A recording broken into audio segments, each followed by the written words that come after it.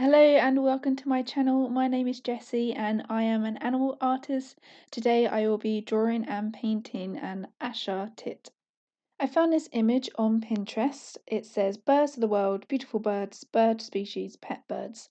And I'm just going to use this image as a reference for when I'm playing around, sketching and painting in my book.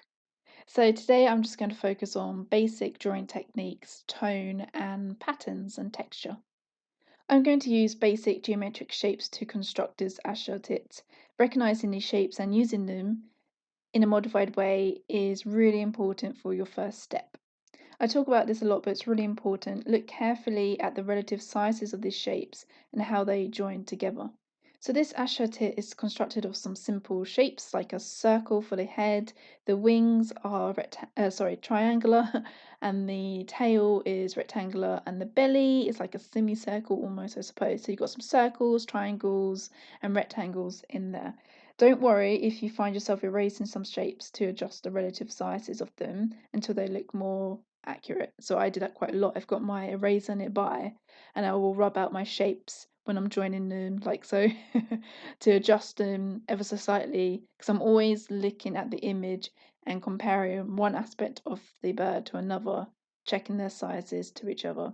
So make sure you've got your eraser handy because you might need to rub out lines and adjust ever so slightly just to get the relative sizes more correct, more accurate. So yeah, a nice simple first step is to grab your graphite pencil, mine is a 2B pencil, and to sketch out the basic shapes and then try to interlock them to form the shape of the bird and get that eraser out because you're going to be tweaking and adjusting as you go on. So the first watercolour technique I'm going to use is a wet on wet approach. So I'm just applying clean water to the bird and I'm just applying it to the wings at the back. And then I'm going to drizzle on some ultramarine, French ultramarine, and I am being careful and aware of tone here. Understanding tonal values is really important and helps to bring your paintings to life. And it also gives you the confidence to perhaps attempt more complex subjects. It really is the difference between something that looks relatively realistic and something that looks quite flat. When considering tone, there are a few things you need to consider, such as where is the light, where are your half tones, and where are the dark tones. So for my lighter tone, I am using the whiter paper. For my half tone, I'm using a watered down French ultramarine, and for my dark tone, I'm using French ultramarine with a combination of a grey that I've made. To make the grey, it's burnt sienna and French ultramarine. So to sum up, the whiter the paper is the lighter tone, the mid tone or the half tone is a diluted ultramarine, and the dark tone would be burnt sienna and ultramarine. What I find important with these sort of birds is the face, and I like to use a really light grey to add in some tiny feathers and detail around the eye, and it makes such a difference. And I'm using a technique called softening to blend out those grey brushstrokes into the whiter areas, and it's just a really nice technique to use. For the darker feathers around the eyes, I'm using a dark ultramarine with some burnt sienna to make like a dark grey almost with a slight blue tint to it.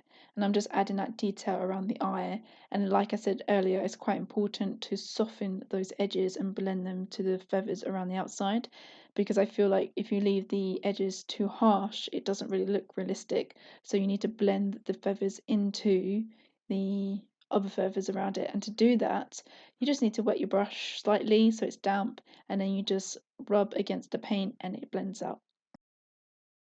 I now start to add a lot more detail, so I'm using more of a wet on dry technique here. So I'll apply the paint to my brush, so I'll load my brush with the paint and then I'll just add in the detail. So here I've got my dark grey and I'm just going around and adding in some tiny details. So around the wing, I'm going to add in some really dark lines just to define the wing a bit more. At the moment, I'm doing the lighter grey feathers on the head, and then some more blue and more colour, and the details on the wings are really important. So now we're going to talk more about texture and pattern. So all animals have some form of texture, markings, or patterns, and there's an array of different ways you can apply those patterns onto your paper. You can use the brush to help you, so perhaps you want to use a dry brush technique. So that's very little water, a bit more paint, and you get this really beautiful textured pattern. Or you might want to use, you might want to load your brush with a bit more paint and some more water and create some nice, sharp, defined edges. But in general, whether you're rendering feathers like we are today or fur, the same method will apply. You'll notice that I am building layers. So I started off with a wet on wet layer on the back of the wing, and I'm building layers. So you'll have several layers of colours to build up those layers to help create the effect that you want. So you'd start with putting the main block colour down. So for the back, I put down a block of ultramarine, but I was considering tone as well, so I didn't just do one solid colour, one tonal colour. I did vary it slightly. And then from that, so once you've got your block colour down, then you can build up the layers with finer brush strokes, moving in the direction of the feathers. So the bird here, its feathers are going in lots of kind of directions, but generally they're going down. So that's really, really important as well. Focusing on the direction of the feathers, really, really important. I usually like to turn my paper around because it makes it easier. So for the head, for example, there's some feathers going upwards. I like to turn my paper around because it's easier to apply those brush strokes. But for you guys, I'm keeping the paper stationary and just maneuvering my hand ever so slightly. There is something else I want to briefly mention, and that's highlights. There's lots of different ways you can apply highlights to your paintings. For me, I just left an area white, so when I was painting the back with the ultramarine, I left areas of white. However, because ultramarine is a non-staining colour, I could apply blue paint across the wing at the back completely and just lift out some of that blue paint with my brush or tissue. Because it's non-staining, it wouldn't leave a coloured paper behind. It would be quite white. But I didn't want to do that, so I just purposely left white areas untouched, because it's left less effort, I suppose. But if you're struggling to leave the white spaces, you could just paint it completely with the ultramarine and then just lift out the white areas with your brush. But I would do that sooner rather than later, as soon as you applied the paint, really. There are other ways, so that's one way you could do it, or you could use masking fluid. So before I started painting, I could have applied some masking fluid to the white areas, and then at the end of the painting, lift out the dried masking fluid. But if you do that, you need to make sure you soften the edges around the white areas that are left behind. And a third way of doing it is to use white gouache. That's quite a popular choice of mine as well.